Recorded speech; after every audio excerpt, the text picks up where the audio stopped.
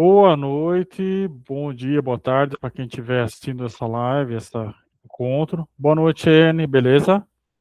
Boa noite a todos. Chegou bem na hora que a gente vai começar a gravação, olha que maravilha. Chegou bem no. Que bom. Então vamos lá, então dando prosseguimento ao segundo encontro sobre o texto, o artigo, como queira chamar, do Compêndio de Psicanálise do Freud. E vamos que vamos, hein? Que esse texto está muito legal. 4. Qualidades psíquicas. Descrevemos a constituição do aparelho psíquico, as energias ou forças que nele acham ativas e, no exemplo significativo, acompanhamos essas energias, principalmente a libido, se organizam numa função fisiológica que serve à manutenção da espécie. Nada houve, nisso, que sustentasse a característica peculiar do que é psíquico, não considerando, naturalmente, o fato empírico de que esse aparelho e essas energias estão na base das funções que denominamos nossa vida psíquica. Agora, nos voltamos para o que caracteriza unicamente o que é psíquico, que, segundo opinião muito difundida, coincide com ele, excluindo qualquer outra característica. O ponto de partida para essa investigação é fornecido por um fato sem igual que desafia toda explicação e a explicação e descrição: a consciência. Quando se fala de consciência, porém, cada um sabe diretamente, por experiência muito própria, o que se quer dizer com isso.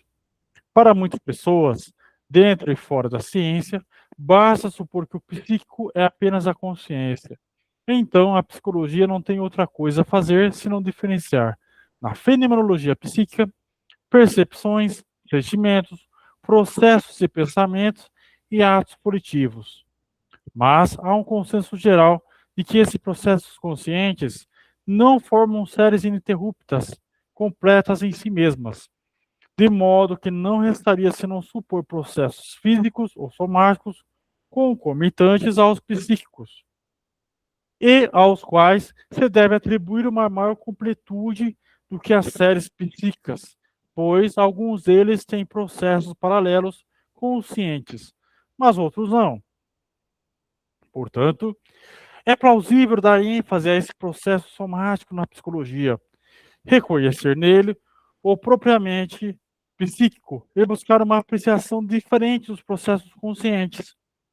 Isso é rejeitado pela maioria dos filósofos e por muitas outras pessoas que afirmam ser um contrassenso que algo psíquico seja inconsciente.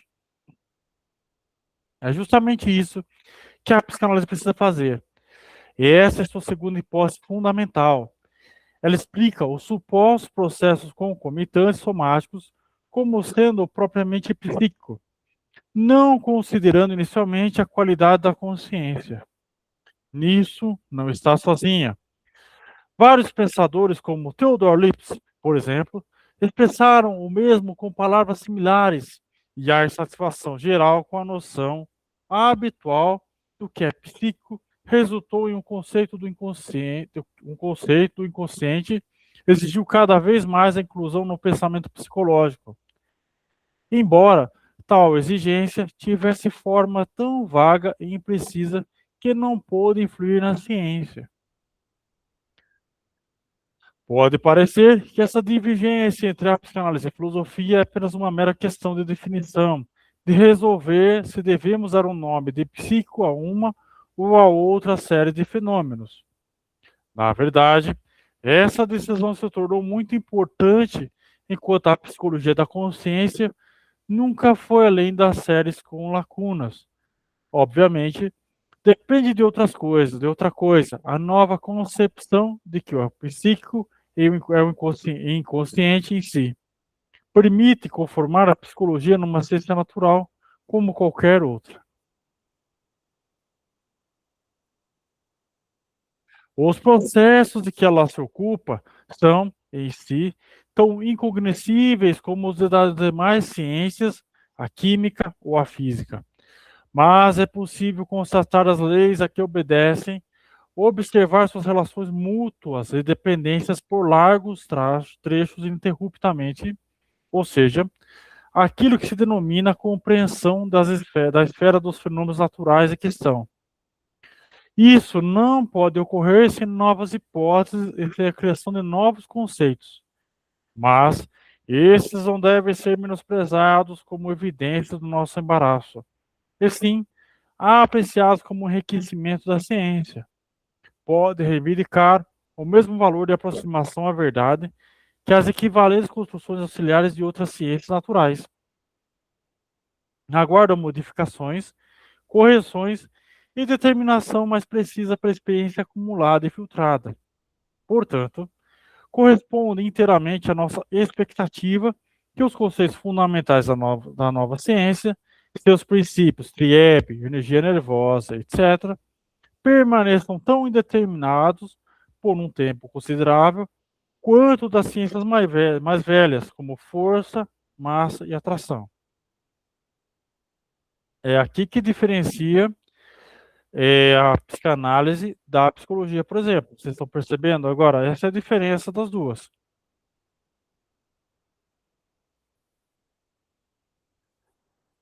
Todas as ciências se baseiam em observações e experiências que são intermediadas por nossos aparelhos psíquicos. Mas, como nossa ciência tem esse mesmo aparelho por objeto, a analogia termina aqui. Fazemos nossas observações mediante o mesmo aparelho perceptível, precisamente com auxílio de lacunas no psíquico, completando o que falta por meio de inferências plausíveis e traduzindo em material consciente. Assim, produzimos como que uma série complementar consciente para o psíquico inconsciente. A relativa certeza da nossa ciência psíquica repousa no caráter forçoso dessas inferências. Quem se aprofundar nesse trabalho verá que nossa técnica se mantém firme ante toda a crítica.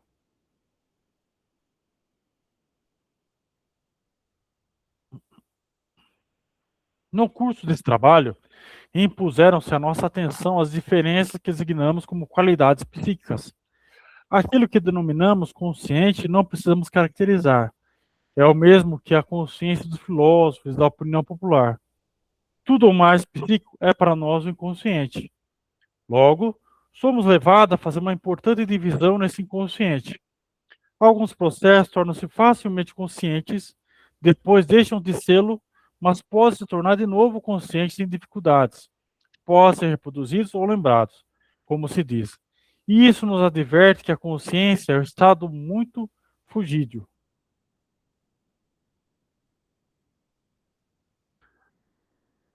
O que é consciente ou é apenas por um instante? Se nossas percepções não confirmam isso, a contradição é apenas aparente, vem do fato de os estímulos para a percepção poderem persistir por algum tempo, mas de modo que a percepção pode se repetir. Tudo isso fica mais claro na percepção consciente de nosso processo intelectivo, que também persistem, mas da mesma forma podem passar no instante. Por causa disso, preferimos chamar de capaz de consciência ou pré-consciente. Tudo inconsciente que assim se comporta, porque pode com tanta facilidade trocar o estado inconsciente pelo consciente. A experiência nos ensinou que dificilmente é um processo psíquico, por complicado que seja, que eventualmente não possa permanecer pré-consciente, embora em regra penetre na consciência, como dizemos em nossa linguagem.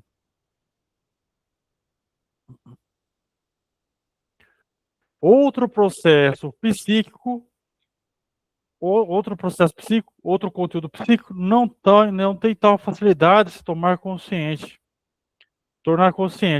Precisam ser inferidos, descobertos de maneira escrita e traduzidos em expressões conscientes. Para esse, reservamos o nome de consciente propriamente dito.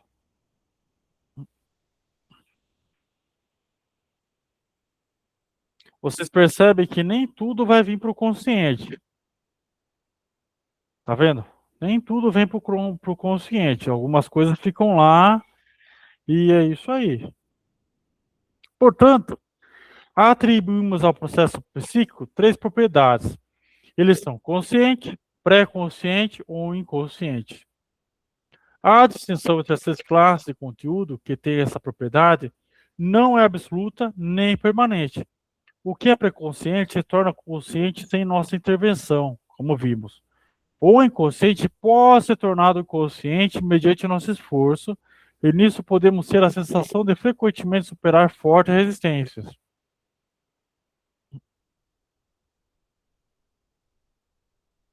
Quando tentamos fazer isso em outras pessoas, não devemos esquecer que o preenchimento consciente de suas lacunas de percepção, a construção que lhe oferecemos, a gente leu esse texto aqui, hein?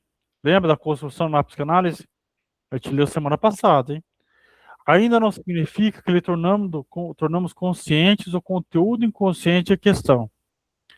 Sucede que esse conteúdo está nela presente em duplo registro, na reconstrução consciente, por ela escutada, e também no seu estado inconsciente original.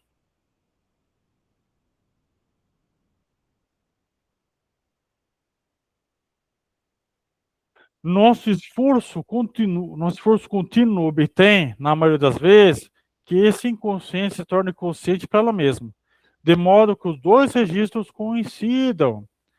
À medida do nosso esforço, pela qual estimamos a resistência ao tornar-se consciente, varia conforme os diferentes casos. Por exemplo, o que no tratamento analítico é resultado do nosso esforço pode também ocorrer de forma espontânea.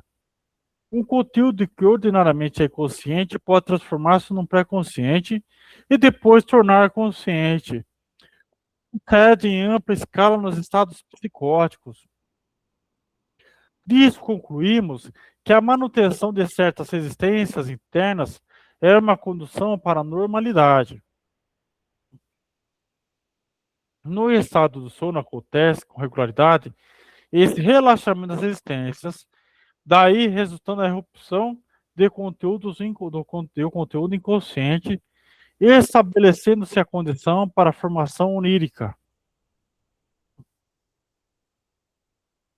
De modo inverso, um conteúdo pré-consciente pode se tornar temporariamente inacessível, ser bloqueado por resistências, como sucede quando algo é momentaneamente esquecido, escapa da memória, ou um pensamento pré-consciente pode ser colocado de volta no estado inconsciente, o que parece ser a condição para o xiste. Veremos que tal reversão de conteúdo ou processo pré-consciente ao estado inconsciente tem grande papel na causação de transtornos neuróticos. Tudo em ordem, gente? Pode falar, Ronald. Eu queria que, se você pudesse, você explicasse o que é registro, porque eu leio, mas eu só entendo registro como controle do inconsciente. É isso? Ou controle da memória, ou controle de, de, de outras formas? Hum, Será que eu estou certo no meu raciocínio? registro. Onde que está aqui o registro? Eu acabei de ler. Você leu nesse instante. Deixa eu ver onde que Sobe está. mais um pouquinho. Aqui, o duplo Ó, registro, né? Sucede que esse conteúdo está nela presente em duplo registro, isso? é. Tá. Eu acho que ele está falando justamente no sentido de marca, né? Registro no sentido de marcar algo, né? Nesse contexto. Tá, mas essa marca, ela não imprime um determinado controle sobre, por exemplo, quando a gente diz assim, eu tenho o fluxo do inconsciente, Uhum, certo? Não, o uhum. inconsciente não tem um fluxo, né? Sim. Então, quando eu digo que existe um registro sobre esse fluxo, é uma espécie de controle sobre esse fluxo. Porque se na análise isso fica claro, por exemplo, na associação livre, eu tô aqui na associação livre, aí o analista diz assim, opa, peraí, aí interfere. Ali houve uma espécie de controle de registro. ele marcou no inconsciente uma determinada impressão dele sobre aquilo que eu estava associando, entendeu? Uhum. Mas eu entendi a questão da marca, eu acho que é isso mesmo. Tipo uma impressão, né, que tem sobre o inconsciente. Isso, é assim. Como que vai funcionar? Você lembra daquele texto de construção, né? Da Ah, construção da análise. Você vê que é isso que ele está falando aqui. Veja, qual é que é o contexto do que ele está falando aqui? Cadê? Ó, quando tentamos fazer isso em outra pessoa, não devemos esquecer que o preenchimento consciente de suas lacunas de percepção, a construção que lhe oferecemos, lembra na construção lá, na construção da análise? Eu dou uma construção para a pessoa, ela pode não aceitar. aham. Aí que fica esse duplo registro, ó. Porque eu faço uma reconstrução consciente por ela escutada. Então, por exemplo, se você chega com uma coisa para mim que está cheio de lacunas, aí a gente faz todo aquele processo, associação livre, você descreve seu sonho, um monte de coisas, essas todas as coisas, e aí eu te ofereço uma hipótese que é uma construção. E Você aí é um pode. registro. Exatamente. Tanto é que ele fala aqui, ó, na reconstrução consciente por ela escutada, ó. Então eu falo para você, ó, Ronaldo, e tal coisa, tal coisa, tal coisa. Você pode falar, puxa, pode ser, mas eu preciso pensar. Olha lá, e também no seu estado inconsciente original. Então fica essa coisa dupla, né? Que pode ou não caber no seu estado inconsciente original.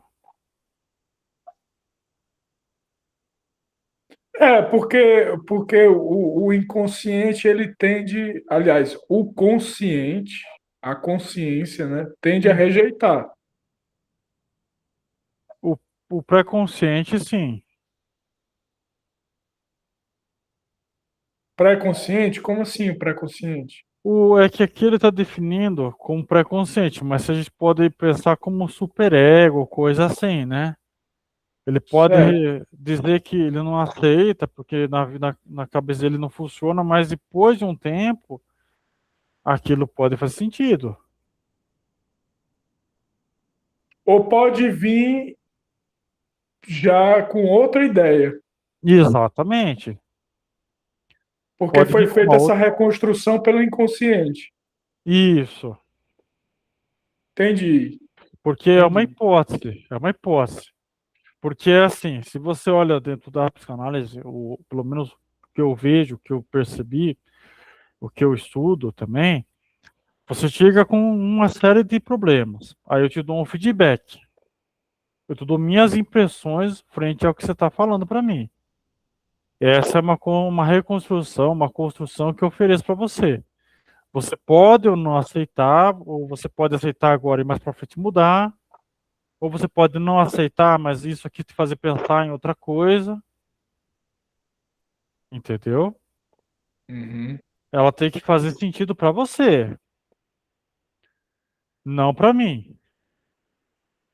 É porque no Deleuze ele Hum, fala de registro de produção, hum, que essas reconstruções inconscientes, elas são produções do inconsciente. hum, O inconsciente vai produzindo no lugar, porque ele não trabalha com associação livre, né, também. então, É outra história, sim, é outra viagem. exatamente. Mas fez sentido o que eu falei para você agora? Fez sim. Fez, é como marca, realmente. Isso, você marca. Se funcionar, beleza. Se não, vamos continuar trabalhando para ver uma hipótese melhor. E não adianta insistir também, né? Não, Na hipótese. Se foi não. rejeitada, mas aquilo ali vai voltar, né? Pode ser que volte. Pode ser que Mesmo que ele volte. recalque, mesmo que o paciente recalque, mas ela volta. Sim, porque também existe aquela coisa, aquele outro artigo chamado negação, Uhum. entendeu? A pessoa nega, e isso daí é uma coisa que eu até falei lá no grupo, que está muito lindamente feito no livro do Bruce Frink, chamado A Psicanálise da Freud, uma coisa assim de Freud. Ele pega o artigo da negação e faz uma belíssima dissecação. Então é muito normal a pessoa negar alguma coisa, mas é justamente ser invertido. Lembra que foi até o artigo da semana passada que a gente leu, inclusive sobre a construção da análise. Quando o sim é sim, o não é não, lembra? Uhum. A pessoa nega às vezes, mas ela mesma não está sabendo o que ela está fazendo. Muita gente faz isso. Depois vai maturando um tempo até ela chegar e falar: ah, agora saquei o que está acontecendo, agora entendi. Mas não é isso, mas eu entendi onde que é o sinal. Os mais autoritários vão dizer assim: não, eu entendi, mas não me interessa. É, os narcisistas vão dizer isso. Os narcisistas, né? É, legal? Entendi. Entendi, legal, Tranquilo? entendi. É legal, esse texto é maravilhoso, né? Muito fantástico esse texto aqui. Vamos lá. Alguma dúvida, Cheyenne? Algumas, mas lá para frente a gente vai vendo. Mas tem Beleza. tô entendendo. Tá bom. Perfeito. Muito bom. Depois a gente vê aí. Se a gente não souber, a gente joga no grupo lá. Não falta opções. De modo inverso, um conteúdo pré-consciente pode se tornar temporariamente inacessível, essa parte de ali, né? Veremos que tal reversão de conteúdo ou processo pré-consciente ao estado inconsciente tem grande papel na causação de transtorno neurológico, essa parte eu já li. Apresentada dessa forma geral e simplificada, a teoria das três propriedades, o psíquico, mais parece uma fonte de enorme confusão do que uma contribuição ao esclarecimento. Mas não se deve esquecer de que ela não é realmente uma teoria, é sim o primeiro inventário dos fatos de nossa observação, que se mantém próxima desses fatos tanto quanto possível e não procura explicá-los. As complicações revelam, as complicações que revela podem tornar compreensíveis as dificuldades especiais que nossa pesquisa tem de enfrentar. Mas é presumível que essa teoria se torne mais familiar se estudarmos as relações entre as propriedades psíquicas e as províncias ou instâncias que supomos do aparelho psíquico. Contudo, também essa relação estão longe de serem simples. O tornar-se conscientes liga, antes de tudo, às percepções que nossos órgãos sensoriais obtêm do mundo externo. Para a abordagem topológica, então, um fenômeno que sucede da camada cortical mais externa do eu. É verdade que também recebemos informação consciente do interior do corpo, ou sentimentos que influenciam até mesmo nossa psique de modo mais imperativo do que as percepções externas, e em determinadas circunstâncias, os órgãos sensoriais mesmo proporcionam sentimentos, sensações de dor, além das percepções que lhes são específicas. Mas, como essas sensações, como são chamadas para distingui-las das percepções conscientes, também partem dos órgãos finais, e nós vemos todos eles como prolongamentos, ramificações da camada cortical. Podemos manter a afirmação acima do início do parágrafo. A única diferença seria que para os órgãos finais das sensações e sentimentos do próprio corpo toma o lugar do mundo externo. Isso é bem aristotélico, hein? Isso é bem de Anima. Lembra, Ronald? Isso do texto de Anima? Você diz o que dos órgãos sensoriais? É, do mundo isso. Do sentido, sentir, do sentimento, das sensações, das percepções. Lá no de Anima. Uhum.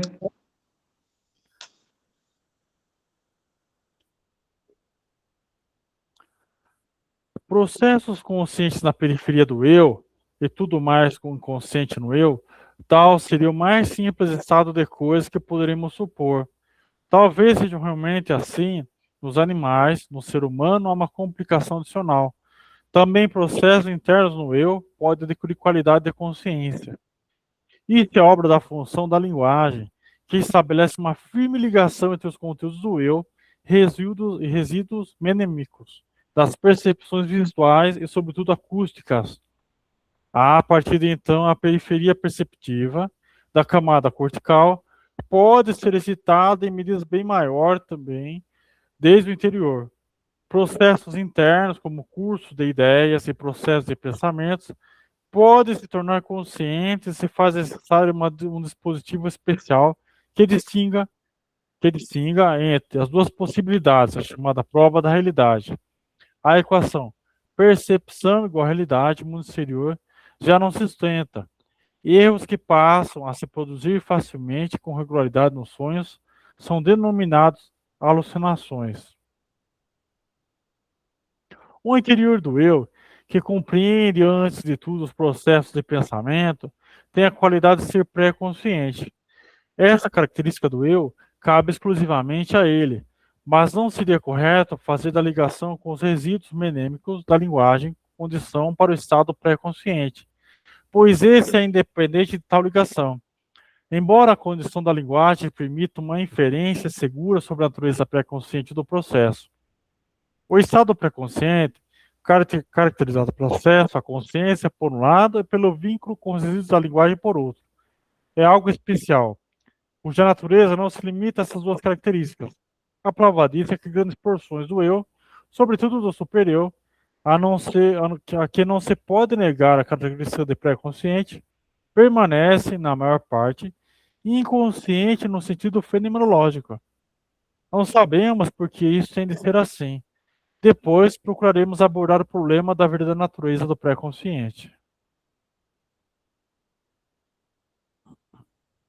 Opa, vamos lá, calma aí, calma aí. A única qualidade vigente no ID é ser inconsciente. ID e inconsciente são tão estreitamente ligados como eu e pré-consciente.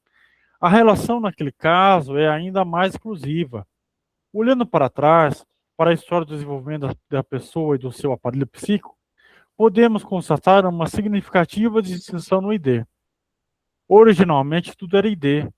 O eu foi desenvolvido a partir do ID pela contínua influência do mundo externo. Que coisa, hein? Olha que legal.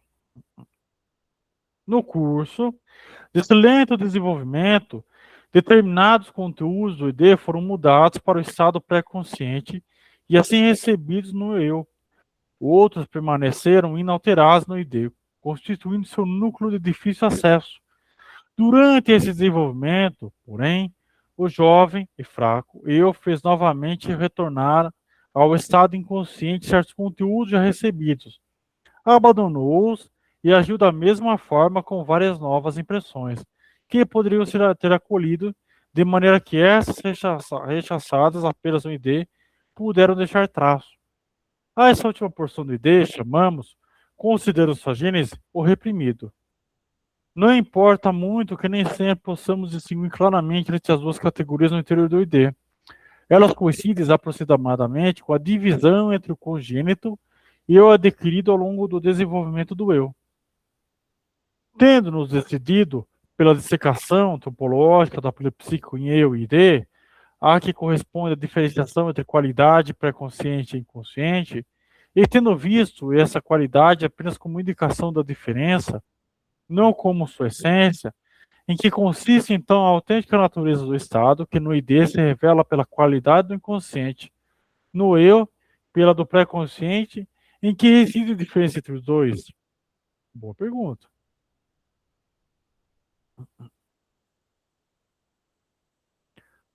Quanto a isso, nada sabemos, e nossas poucas percepções se destacam tristemente do escuro pano de fundo dessa ignorância. Nisso, nos aproximamos do autêntico enigma, ainda não desvendando da coisa psíquica. Desvendado da coisa psíquica. Supomos, como estamos habituados nas outras ciências, que uma espécie de energia esteja em ação na vida psíquica, mas nos falta qualquer ponto de referência para nos aproximarmos do seu conhecimento mediante analogias com outras formas de energia.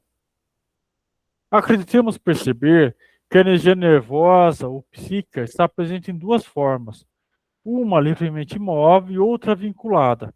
Falamos em investimento e superinvestimento dos conteúdos e arriscamos até mesmo a suposição de que um superinvestimento produz uma espécie de síntese de diferentes processos, na qual a energia livre é transformada em vinculada. Olha que legal, hein, gente? Ele já está falando de energia livre aqui, hein?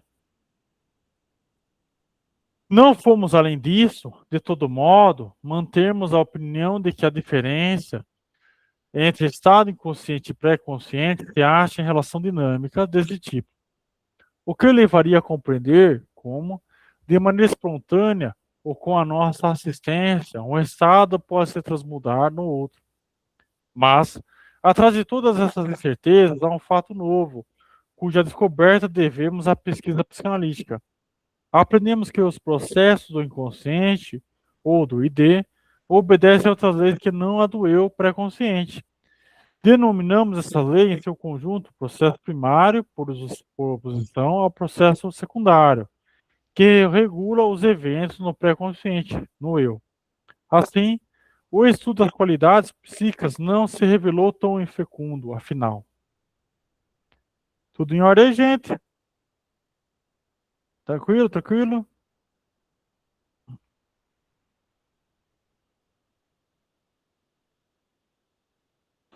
Então sigamos. 5. Explicação com base na interpretação dos sonhos. A investigação de estados normais, estáveis, em que as fronteiras do eu como ideia estão garantidas por resistências contra investimentos, permanecem inalteradas e o supereu não se distingue do eu porque os dois trabalham em harmonia. Uma investigação dessas não nos traria muito esclarecimento. O que pode nos ajudar é o estado de conflito e tumulto, quando o conteúdo do inconsciente tem possibilidade de penetrar no eu. E na consciência, o eu novamente se põe em guarda contra essa irrupção. Apenas nessas condições, podemos fazer as observações que confirmam ou retificam nossas declarações sobre os dois parceiros. Ora, o sono noturno é um estado desse tipo, e por isso a atividade psíquica durante o sono, que percebemos como sonho, é nosso mais propício objeto de estudo. Assim também, evitamos a frequente objeção que construímos, Katruzin, a vida normal com base em achados patológicos, pois o sonho é um acontecimento regular na vida das pessoas normais, por mais que suas características sejam diferentes das produções do nosso estado de vigília.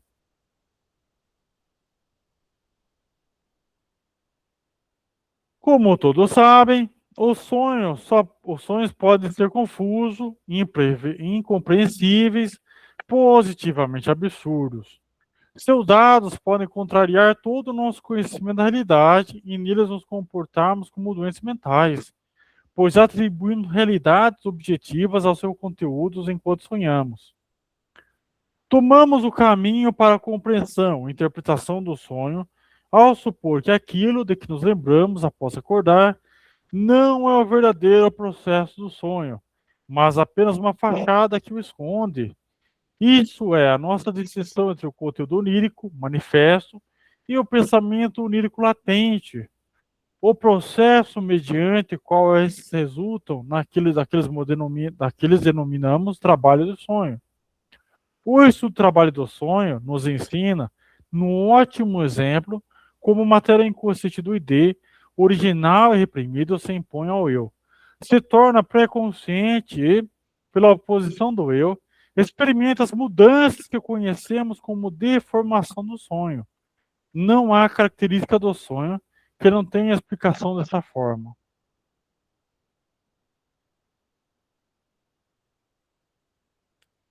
A melhor maneira de iniciar é pela constatação de que há dois motivos para a formação do sonho.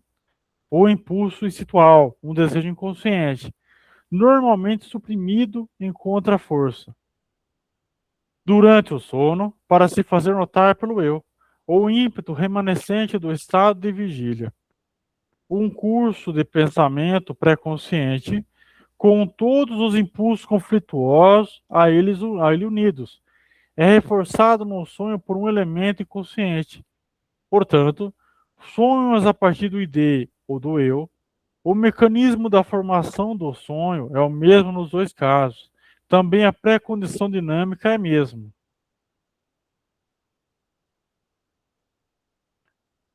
O eu evidencia sua gênese a partir do ID pelo fato de momentaneamente parar suas funções e permitir o retorno a um estado anterior. Isso acontece de maneira correta, irrompendo suas relações com o mundo exterior e recolhendo seus investimentos nos órgãos sensoriais. Pode dizer com razão que no nascimento surge um instinto para retornar à vida intrauterina abandonada, um instinto de sono. Olha que legal isso aqui. O sono é esse retorno ao útero materno. Olha que bonito, hein? Como o eu acordado governa a motilidade, essa função é paralisada no estado de sono. E assim se torna supérflua boa parte das inibições que foram impostas ao ID inconsciente. A retirada ou diminuição desses contra-investimentos permite ao ID, então, um inofensivo grau de liberdade. São muitas e persuasivas evidências da participação do ID inconsciente na formação do sonho. A memória onírica a memória onírica é bem mais abrangente que no estado de vigília. O sonho traz lembranças que o sonhador esqueceu, que lhe eram inacessíveis na vigília. B. O sonho faz uso ilimitado de símbolos e linguagem cujo significado o sonhador geralmente não conhece, mas nós podemos confirmar seu significado por nossa experiência. Eles provavelmente se originam das primeiras fases da evolução da linguagem. C. Com muita frequência, a memória onírica reproduz impressões da primeira infância do sonhador, das quais podemos afirmar com segurança que não apenas foram esquecidas, mas se tornaram inconscientes graças à repressão. É nisso que se baseia a ajuda, geralmente indispensável, que o sonho presta na reconstrução da época inicial da vida do sonhador, que procuramos fazer no tratamento analítico. D. Além disso, o sonho faz surgir conteúdos que não podem se originar nem da vida adulta, nem da infância esquecida do sonhador. Somos obrigados a vê-los como parte da herança arcaica que a criança traz ao mundo, antes que qualquer experiência própria, influenciando pela vivência dos ancestrais. Fala, Ronald.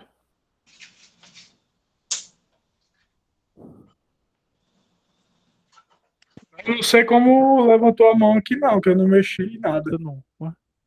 Que esquisito.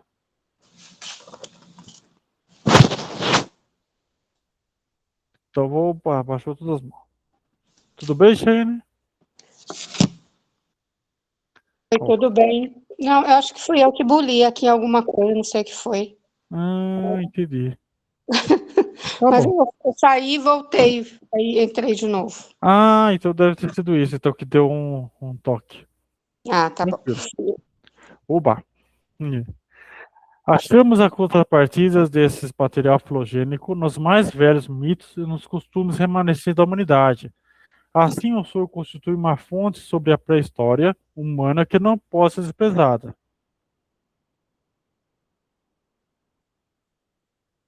Mas o que torna o sonho tão inestimável para o nosso conhecimento é o fato de o material inconsciente, ao penetrar no eu, trazer consigo seus modos de trabalho. Isso quer dizer que o pensamento pré-consciente, nos quais ele encontra expressão, são tratados, no curso do trabalho do sonho, como se fossem partes inconscientes do eu. E, na outra maneira de formação do sonho, os pensamentos pré-conscientes, tendo sido reforçados pelo impulso instintual inconsciente, são rebaixados ao estado inconsciente. Apenas por essa via descobrimos as leis do que transcorre no inconsciente e como se diferencia das regras que nos são reconhecidas no estado de vigília. O trabalho do sonho é essencialmente, portanto, um caso de elaboração inconsciente do processo de pensamento pré-consciente. Olha que legal. Essa é a importância de trabalhar o sonho na sessão. Tomemos uma analogia da história. Ao invadir um país, os conquistadores não o tratam segundo a lei que lá encontram, mas conforme a sua própria lei. É evidente, contudo, que o resultado do trabalho do sonho é um compromisso. Na deformação imposta ao material inconsciente e nas tentativas, muitas vezes suficiente de dar ao conjunto uma forma ainda aceitável para o eu, elaboração secundária, percebe-se a influência da organização do eu, ainda não paralisada, isto é, em nossa analogia, expressão da contínua receita dos vencidos. As leis do curso do inconsciente, que dessa maneira se mostram, são bem singulares e bastam para explicar a maioria dos casos das coisas que no sonho nos parecem estranhas. Há, sobretudo, uma notável tendência à condensação, uma inclinação a formar novas unidades com elementos que nos pensamentos perto nós certamente manteríamos separados. Em virtude disso, muitas vezes, um só elemento do sonho manifesto representa um bom número de pensamentos oníricos latentes, como se fosse uma alusão comum a todos eles. E o sonho manifesto é extraordinariamente reduzido em comparação com o rico material do qual se originou.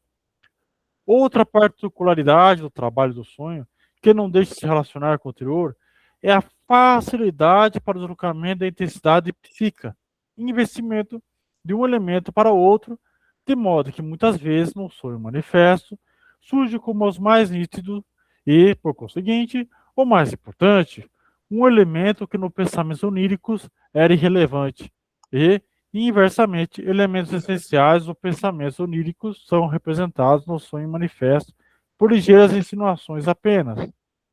Além disso, em geral, bastam insignificantes pontos em comum para que o trabalho do sonho substitua um elemento por outro em todas as operações subsequentes. É fácil entender como esse mecanismo de condensação e deslocamento pode dificultar a interpretação do sonho e o desvendamento das relações entre sonho manifesto e pensamento onírico latente, comprovando essas duas tendências, a condensação e ao deslocamento.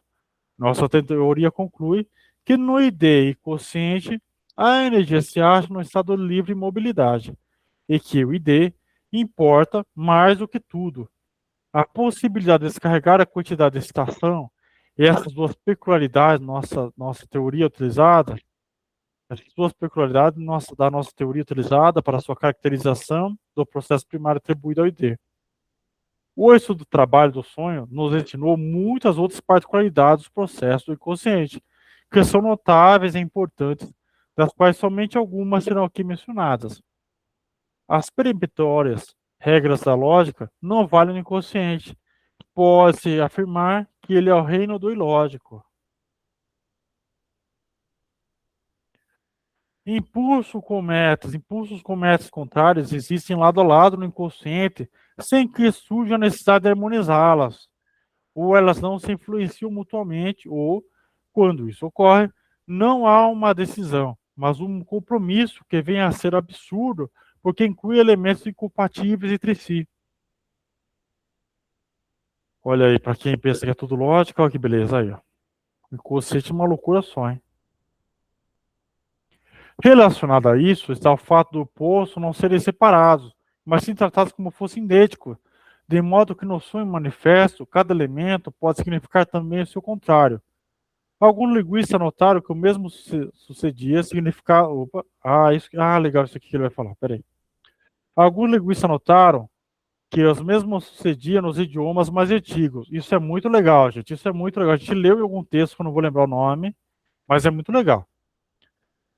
Que os opostos, como forte e fraco, claro e escuro, alto e profundo, eram originalmente expressos com as mesmas raízes, até que duas diferentes modificações do termo primitivo diferenciaram os dois sentidos.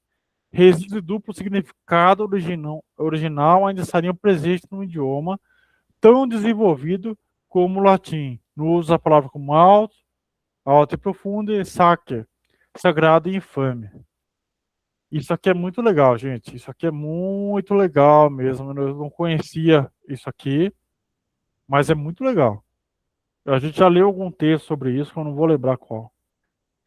Diante da complexidade e ambiguidade das relações entre o sonho manifesto e o conteúdo latente, que há por trás dele, Naturalmente se justifica perguntar de que modo chegamos a deduzir um do outro, e se nisso contamos apenas com uma feliz adivinhação, talvez sustentada pela tradução dos símbolos que aparecem no sonho manifesto. É lícito responder que, na grande maioria dos casos, a tarefa pode ser resolvida satisfatoriamente, mas apenas com a ajuda da associação que o próprio sonhador fornece para o alimento do conteúdo manifesto. Qualquer outro procedimento é arbitrário e não proporciona certeza nenhuma. As associações do sonhador trazem à luz os elos intermediários que inserimos na lacuna entre os dois, os conteúdos manifesto e latente, e mediante os quais podemos restaurar o conteúdo latente do sonho, interpretar o sonho. Não é de admirar que esse trabalho de interpretação, oposto ao trabalho do sonho, não atinge ocasionalmente uma certeza plena, já que ele é totalmente ambíguo, né? Deixa eu ver se falta muito para terminar isso aqui. Ih, nossa. Ah, não, tá. Vamos lá até 21, então. Deixa eu ver aqui. Vamos lá. Ainda falta dar uma explicação dinâmica do porquê o eu que dorme assume a tarefa do trabalho do sonho. Felizmente, não é difícil encontrá-la. Cada sonho em via de formação faz, com o auxílio do inconsciente, uma solicitação ao eu, pela satisfação do instinto. Se parte de, pela solução do conflito, liquidação de uma dúvida, realização de um propósito, se parte de um resíduo da atividade pré-consciente na vida da vigília. Mas o eu que dorme está voltado para o desejo de manter o sono. Sente aquela solicitação como um distúrbio. Eu procuro eliminar esse distúrbio.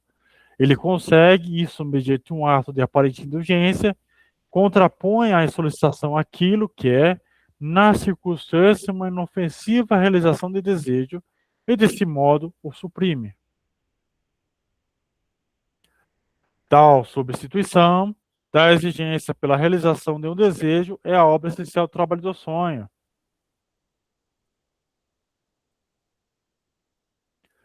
Talvez não seja supérfluo ilustrar isso com 3 exemplos simples. Um sonho de fome, um sonho de comodidade e um suscitado pelo desejo sexual. Durante o sono, o sonhador tem necessidade de comer, sonha com uma refeição magnífica e continua a dormir. Naturalmente, ele tinha a escolha de despertar para comer ou prosseguir o sono. Decidiu-se por esse último e satisfez a fome com o sonho, ao menos por um instante. Se a fome persistir, ele terá de acordar. O segundo sonho, o sonhador deve acordar por aparecer na clínica em determinada hora. Mas ele continua a dormir, ele sonha que já se encontra na clínica, mas como paciente. Não precisa deixar o leito.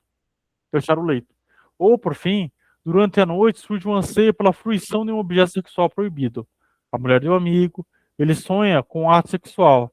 Não com essa pessoa, mas com outra que tem o mesmo nome. Embora ele seja indiferente, ou sua oposição, ou se mostra no fato da amante permanecer anônima. Claro que nem todos os casos são tão fáceis, sobretudo nos sonhos que têm origem em restos de unos não resolvidos e que tiveram reforço inconsciente durante o sono. Frequentemente não é fácil vender a força ritual inconsciente e demonstrar que seu desejo é realizado, mas podemos supor que ela sempre está presente.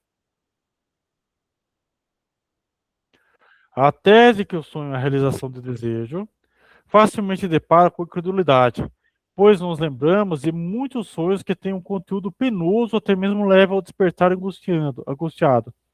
Sem falar dos sonhos frequentes que não possuem um tom afetivo definido, mas a objeção dos sonhos angustiados não resiste à análise.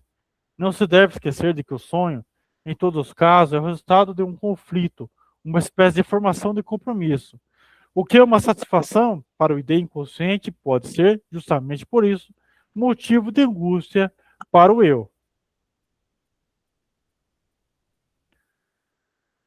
À medida que o trabalho do sonho procede, ora o inconsciente se impõe mais, ora o eu se defende com maior energia, os sonhos angustiados são geralmente aqueles cujo conteúdo sofreu a menor deformação. Se a exigência do consciente se torna muito grande, de maneira que o eu que dorme não é capaz de afastá-la, com os meios disponíveis, esse abandona o desejo de dormir e retorna à vida da vigília. Levaremos em conta todas as experiências se afirmarmos que o sonho é sempre uma tentativa de eliminar, pela realização do desejo, aquilo que perturba o sono, que ele é, portanto, o guardião do sono. Essa tentativa pode ter êxito maior ou menor, pode também fracassar, então a pessoa que dorme desperta como se fosse precisamente o sonho que a acordou. Também há ocasiões em que o valoroso vigia que vela pelo sono de uma pequena cidade não tem alternativa senão soar o alarme e acordar os habitantes adormecidos. Concluindo essa discussão, eis uma informação que deve justificar porque nos detivemos tanto no problema da interpretação do sonho. Verificou-se que os mecanismos inconscientes que discernimos, mediante o estudo do trabalho do sonho, que explicaram a formação do sonho, que esses mesmos mecanismos também nos ajudaram a compreender os enigmáticos sintomas que suscitam todo o nosso interesse nas neuroses e psicoses. Essa coincidência gera grande esperança para nós. E aí, pessoal, alguma dúvida? Alguma coisa aí? Mandem agora. Parte 2 já.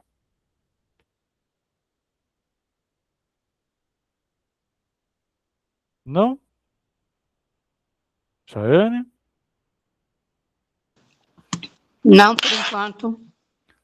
Tá bom, então. Então a gente fica por aqui, então, tá bom? Gostou do texto, Chayane?